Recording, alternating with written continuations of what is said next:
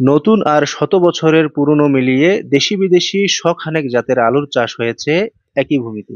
আলুর প্রজাতির ইতিহাস ধরে রাখার পাশাপাশি দেশের খাদ্য নিরাপত্তায় এর ভূমিকা অপরিসীম।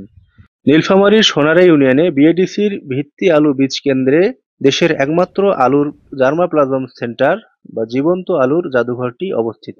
একসঙ্গে শত জাতের আলু দেখে দর্শনার্থীরা যেমন বিমোহিত, তেমন কর্তৃপক্ষ জানাচ্ছে এটি আসলে বিজ্ঞানী থেকে চাষি পর্যায় পর্যন্ত সকলের চিন্তার খোরাক যোগায়।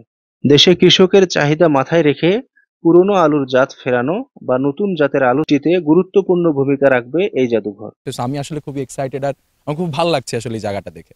না আমি আগে একসাথে এত জাত আমি যেই জায়গাটায় দাঁড়িয়েছি এইখানে শুধুমাত্র ৯০টির উপরে জাত নতুনভাবে চাষাবাদ করা হচ্ছে এবং নতুনভাবে বাজারে আনার চেষ্টা করা হচ্ছে শুধু এইখানেই আমি যেখানে দাঁড়ানো। সো এইটা আমি কখনো কল্পনাও করিনি, মানে একই সাথে এরকম আমরা নর্মালি বাজার থেকে যেই জাতটা পাই সেটাই সম্পর্কে জানি, বাট এখানে আসার পরে আসলে দেখলাম যে আলুর কত জাত হতে পারে এবং সেটা কতভাবে ব্যবহৃত হতে পারে আমাদের কৃষিক্ষেত্রে। তোমার ভিত্তি বিশাল উৎপাদন খামারে যে আলুর জাদুঘর আছে, এটা শোনার পরে আমরা কিন্তু এখানে চলে আসছি দেখার জন্য যে আসলে এই জাদুঘর আমরা বাংলাদেশের বিভিন্ন জায়গায় জাদুঘরের কথা শুনেছি, কিন্তু আলুর জাদুঘর যে হয় এটা আমরা কখনো শুনিনি। তো এইখানে এসে যেটা আমি দেখলাম সেটা হচ্ছে যে শতাধিক আলু, মানে বিদেশি যে জাতগুলো আছে সেই জাতগুলা এখানে চারা তৈরি করে বিভিন্ন প্রকার জাতের চারা তৈরি করে যে আলু চাষাবাদ করা হয় সেগুলো দিয়ে এখানে একটা জাদুঘর তৈরি করা হয়েছে, আলুর জাদুঘর। তো এখানে আসার পরে আমি যেটা দেখলাম যে জানলাম যে এই আলুগুলা হচ্ছে বিদেশে রপ্তানি করা হয়, রপ্তানি থেকে নতুন জাত নিয়ে আসা হয়, আনার পরেই কিন্তু এগুলো চাষাবাদ করা হয়। জাদুঘরটা আসলে এই কারণে বলা, কারণ এট এ গ্লান্সে আপনি সবগুলো জাত দেখতে পাচ্ছেন। জাদুঘরে হলো ইতিহাস, ঐতিহ্য এবং তার যে সংগ্রহশালাকে, সমৃদ্ধ সংগ্রহশালাকে বোঝায়। তো এখানে আমরা জাদুঘরে এই কারণে বলেছি যে এখানে আমাদের শতাধিক জাত রয়েছে। আপনি নিশ্চয়ই দেখেছেন যে শতাধিক জাত রয়েছে। এই জাতগুলো আপনি সচরাচর কোথাও গিয়ে আসলে দেখতে পাবেন না।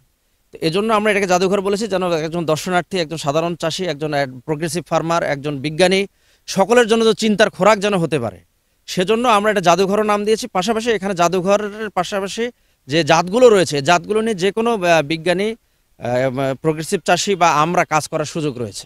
এজন্য আমরা এটাকে জাদুঘর বলছি আসলে। এটি পরিদর্শন করতে এসে বিএডিসির চেয়ারম্যান জানালেন, এই জাদুঘরে রক্ষিত জাতগুলো থেকে ট্রায়ালের মাধ্যমে বেশ কিছু জাত উন্নত করে কৃষকের দোরগোড়ায় পৌঁছে দেওয়া হয়েছে। এই জাদুঘরে রক্ষিত জাতগুলো নিয়ে বিএডিসি ২-১ বছরের মধ্যে আরো অনেক দূর এগিয়ে যেতে পারবে বলে বিশ্বাস তার। আমরা একটা জাদুঘরের মতো করে করছি এখানে, মানে লাইভ জাদুঘর যেটাকে বলা যায়, সেখানে আমরা অনেক ধরনের ট্রায়াল করতেছি। ট্রায়াল করে ইতিমধ্যে আমরা বেশ কয়েকটি জাতকে আমরা উন্নত করেছি এবং এটা বেশ চাহিদা পেয়েছে। বাকিগুলোকেও কীভাবে করা যায় এবং আরও কৃষকের মধ্যে কীভাবে ছড়িয়ে দেওয়া যায় সেই জন্য এই ট্রায়াল বেসটা করা হচ্ছে।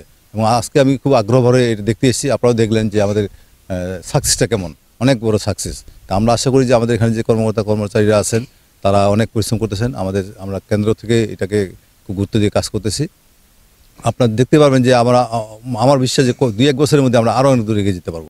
বিএডিসি সম্প্রতি ১৬টি জাত উদ্ভাবন করে বিদেশে আলু রপ্তানির দ্বার উন্মোচন করেছে।